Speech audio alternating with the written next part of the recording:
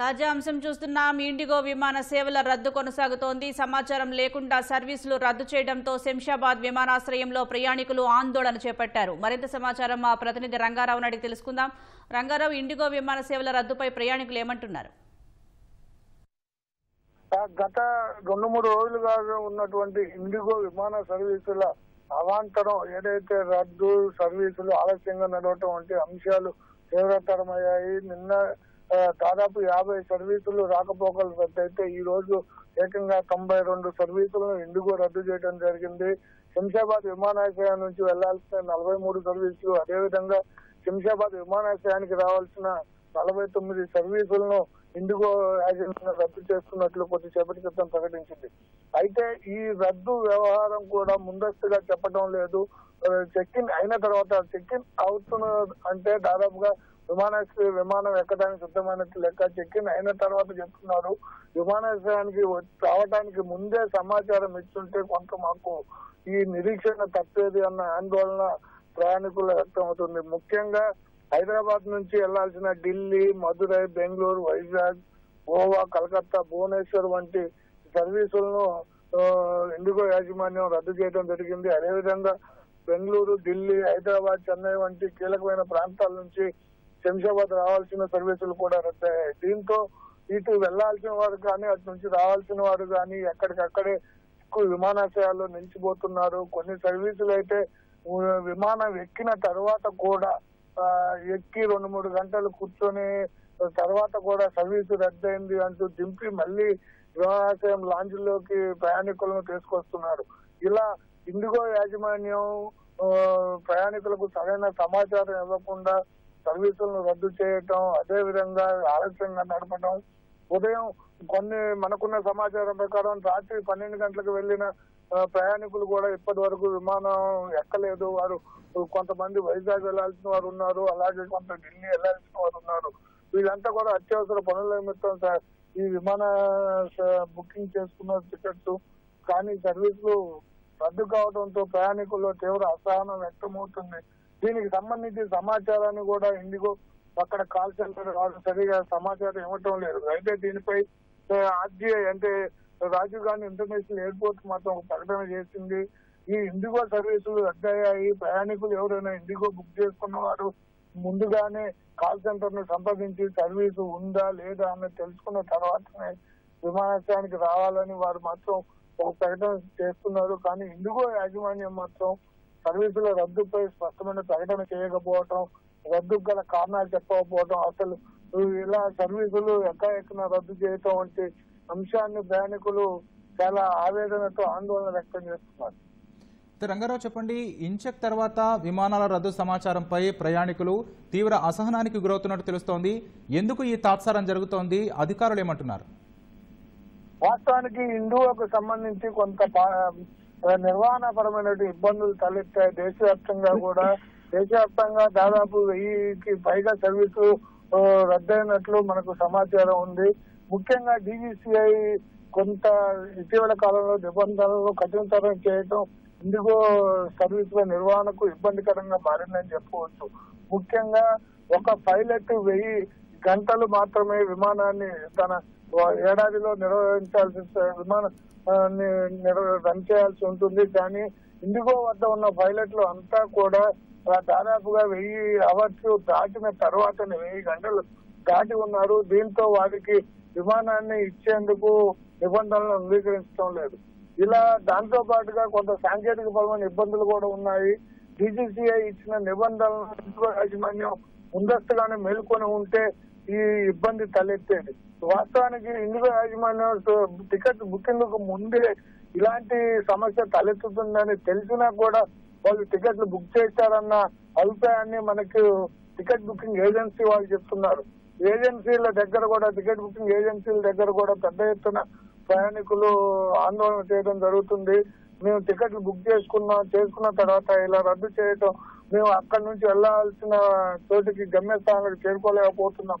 ముఖ్యంగా ఇష్యూ అయ్యప్ప భక్తుల విషయంలో ఇది మరీ తీవ్రంగా ఉంటుంది. ఎందుకంటే శంషాబాద్ నుంచి కొచ్చి వెళ్ళి అక్కడి నుంచి అయ్యప్ప దర్శనానికి వెళ్తారు. వీరంతా కూడా నిర్దిష్ట సమయానికి అక్కడికి చేరుకోవాల్సి ఉంటుంది. లేకపోతే అక్కడ వాళ్ళు బుక్ చేసుకున్న హోటల్ గదులు కానీ ఇతర ట్రావెల్ సౌకర్యాలు కానీ ఇబ్బందులు ఎదురవుతాయి. ఇలా మొత్తం మీద ఇండిగో చేస్తున్నటువంటి ఈ నిర్వహణాపరమైన ఇబ్బందులు ప్రయాణికుల్లో ఒక రకంగా విమానం ఎక్కాలంటేనే భయం కలిగేలా కనిపిస్తుంది. ధన్యవాదాలు రంగారావు.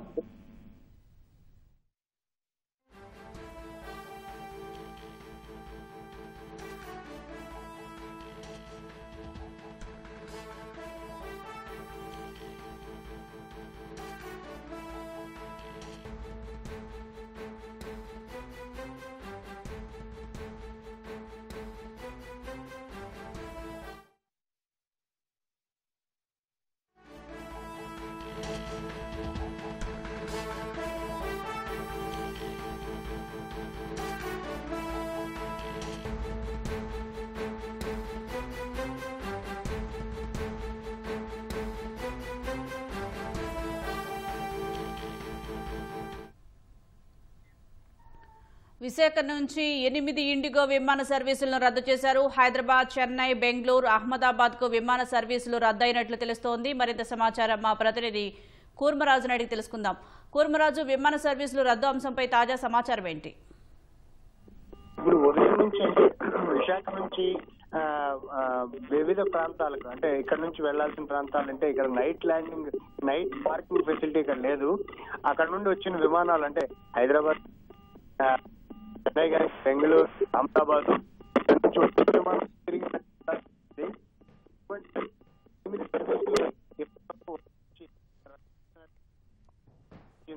అయితే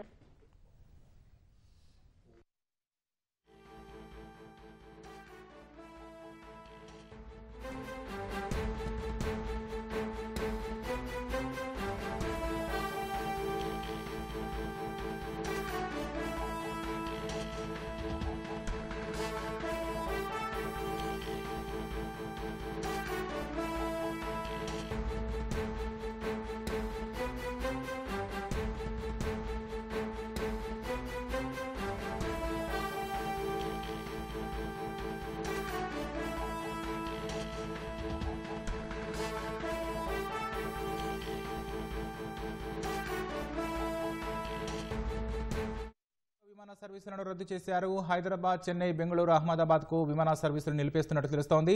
మరింత సమాచారం మా ప్రతినిధి కుర్మరాజు నుండి తెలుసుకుందాం. కుర్మరాజు, చెప్పండి, విమాన సర్వీసుల రద్దు అంశంపై తాజా సమాచారం ఏంటి?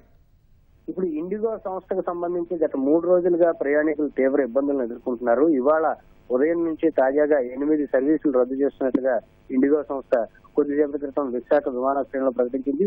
విశాఖ నుంచి అంటే బెంగళూరు గాని, అహ్మదాబాద్, అలాగే హైదరాబాద్ నుంచి విశాఖపట్నం వచ్చి విశాఖపట్నం నుంచి మళ్ళీనేమో అదే ప్లేస్ కి వెళ్తాయి.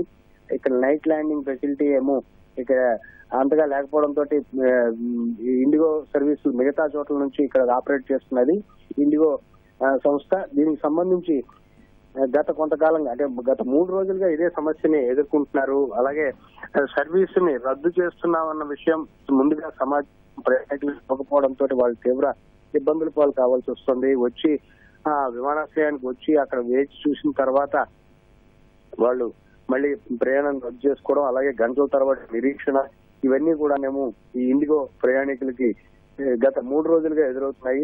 ఇవాళ తాజాగాను ఇప్పటి వరకు 8 సర్వీసులు రద్దు చేస్తున్నట్లుగా ప్రకటించింది. గత కొన్ని రోజులుగా అంటే విశాఖకి సంబంధించి విశాఖపట్నం నుంచి అటు ఇంటర్నేషనల్ ఎయిర్పోర్ట్స్ కనెక్టివిటీ ఫ్లైట్స్ కానీ అటు ఢిల్లీకి వెళ్లాల్సిన ప్రయాణికులు, ఇటు అహ్మదాబాద్ నుంచి చెన్నై నుంచి అబ్రాడ్ బుక్ చేసుకున్న ప్రయాణికులందరూ కూడాను తీవ్ర ఇబ్బందులు పాలవుతున్నారు. వీరికి ప్రధానంగా విశాఖపట్నం ఇప్పుడు టూరిస్ట్ సీజన్ కావడం, ఇటువైపు అరకు, పాడేరు ప్రాంతాల్లోనేమో వచ్చే టూరిస్టులు కూడా ఉండడం, ఇక్కడ అంతర్జాతీయంగాను కొన్ని సంస్థల ఏర్పాటు జరుగుతుండటంతో ప్రయాణికుల రాకపోకలు కూడాను డిసెంబర్ నెలలో ప్రత్యేకించి ఎక్కువగా జరుగుతుంటాయి.